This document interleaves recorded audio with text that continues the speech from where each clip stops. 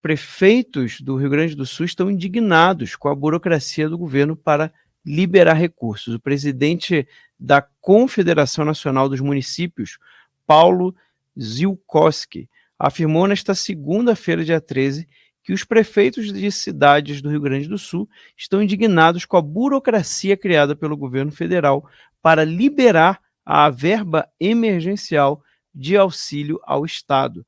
A reclamação veio após o ministro Valdez Góes, da Integração e Desenvolvimento Regional, dizer no fim de semana que apenas 69 municípios entraram em contato com o governo, dos que 447 que decretaram calamidade. Zielkowski afirma que terá uma reunião com o ministro Fernando Haddad à tarde para discutir a situação das prefeituras, mas que os 16 milhões liberados até agora às prefeituras não são suficientes para uma resposta imediata. De acordo com ele, há cidades em que os prefeitos sequer conseguem entrar nas prefeituras, ou seja, não tem como enviar ofícios ao governo para requisitar a verba emergencial. O rito sumário criado pelo Ministério exige o envio por e-mail do decreto de calamidade pública e um ofício requisitando a verba. Tem, inclusive, uma fala dele aqui, né, do Zielkowski, ele diz o seguinte, abre aspas, estamos há 15 dias e hoje, lamentavelmente, está atingindo um novo ápice de gravidade da precipitação. Mas será que é possível imaginarmos que 16 milhões de reais para 69 municípios? Será essa a resposta às prefeituras 15 dias depois? Estamos indignados. Fecha aspas aqui para o Zielkowski. Karina, a gente vê, assim, o que me deixou muito espantado com toda essa situação e também revoltado, é essa burocracia estatal brasileira que parece que ela está acima de qualquer coisa, né? Parece que ela está acima até das vidas das pessoas. Sim, sim, é isso aí. É essa imagem que a gente percebe diante de todos esses fatos.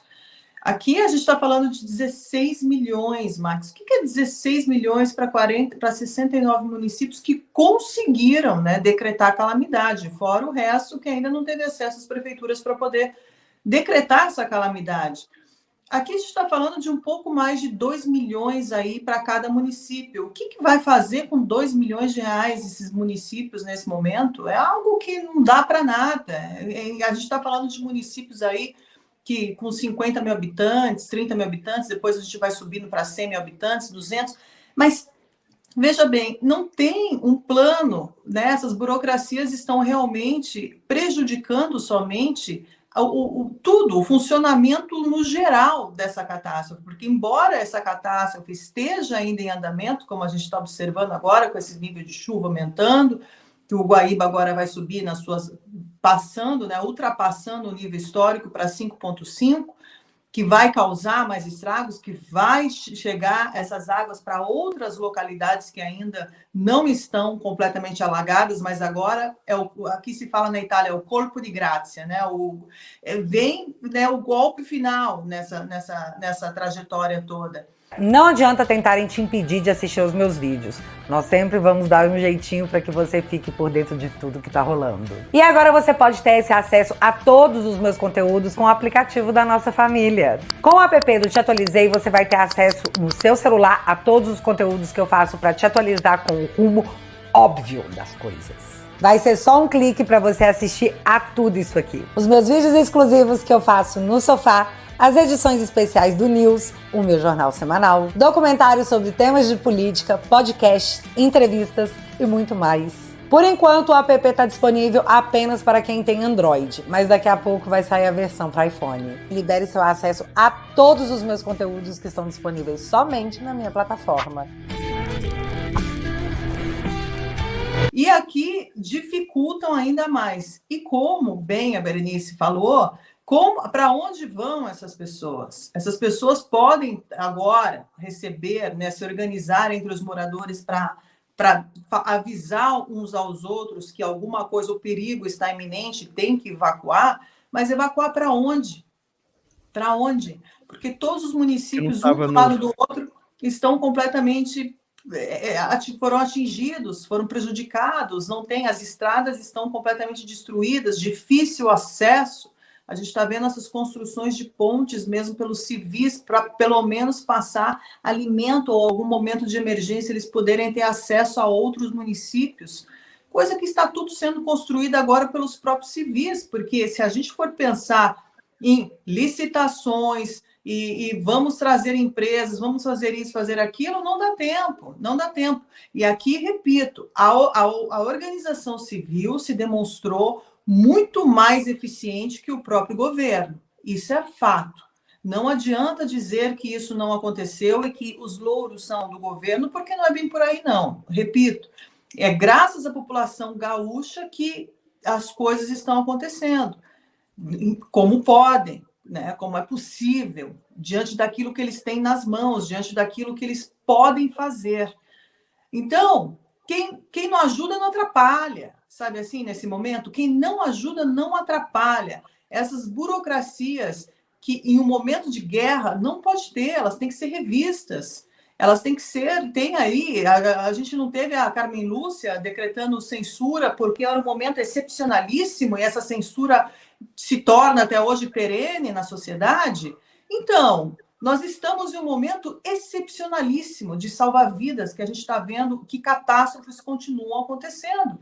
Essas populações não têm, como a Sandra mesmo já disse aqui, eles não têm nem mesmo como saber como vai ser o dia de amanhã dessas pessoas, porque elas estão ali, muitas delas ainda em estádios, enfim, universidades ali, como estão na UBRA, e não tem projeção de quando essas pessoas vão sair. É 30, 40 dias que estão falando agora, né? Mais ou menos, até as águas baixarem.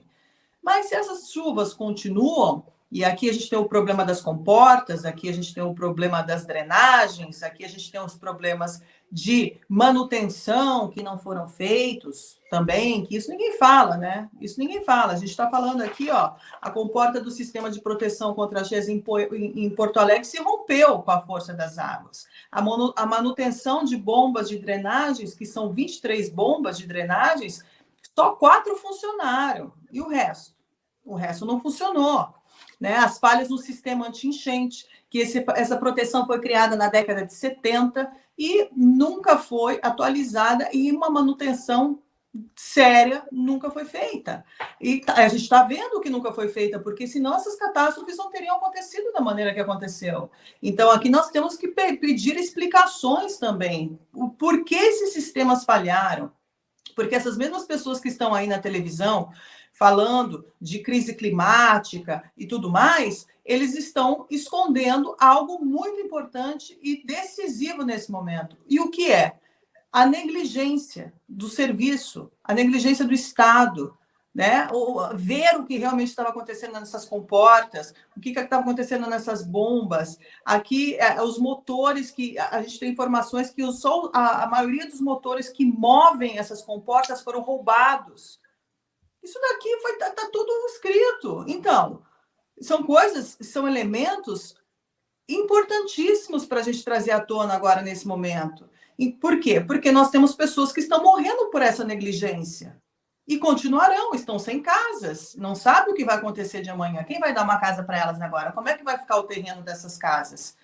Como é que vai ser daqui para frente? Né? Porque muita coisa virou terra batuta ali, porque depois que seca essa lama, é só britadeira para tirar essa lama toda dura depois nos terrenos. Então, assim, os problemas estão só começando. E é importante a gente colocar o dedo na ferida. Não importa. Negligência tem que ser dita, tem que ser investigado. E para quê? Catástrofes não climáticas que nós sabemos que acontecem, mas catástrofes por negligências que continuam acontecendo na nossa sociedade com o nome de meio ambiente, ecossistema e tudo mais, e crise climática, quando o nome é bem outro. Perfeito, Karina. E só lembrando aqui o que a Sandra comentou, de que eles não têm um plano de evacuação, né? Como você bem lembrou, até agora. Ou seja, uma coisa é antes da catástrofe acontecer, que já era, né, até previsto que ia ter, eles fortes chuvas, o que poderia acontecer, que poderia ter se tomado medidas para ao menos amenizar o que aconteceu e não foram tomadas. Mas agora, no meio da catástrofe, sabendo que ia ter outra chuva torrencial nesse final de semana, vai até amanhã pelo menos, nós noticiamos aqui semana passada, cadê esse plano de evacuação para essas pessoas de Canoas, como a Sandra que a gente escutou agora? Ou seja, o governo era para, no mínimo, estar organizando isso, o governo local, o governo estadual, o governo federal, Forças Armadas, e ela acabou de relatar, ninguém tem para onde ir se acontecer um problema aqui agora. Ou seja, não há ainda, é isso que me revolta ainda mais, porque, gente, olha o que está acontecendo lá agora. Agora a gente já tem vídeos de pessoas falando que o cheiro está insuportável, é um cheiro de decomposição de corpos, né, de seres humanos, de animais, de lixo, de esgoto. Quando essa água descer, a gente ainda vai ter uma situação pior, que vai ser para recolher todos esses cadáveres, para limpar todas essas ruas. São mais de 440 municípios afetados. A gente já está chegando aí a quase 90% dos municípios do Rio Grande do Sul afetados.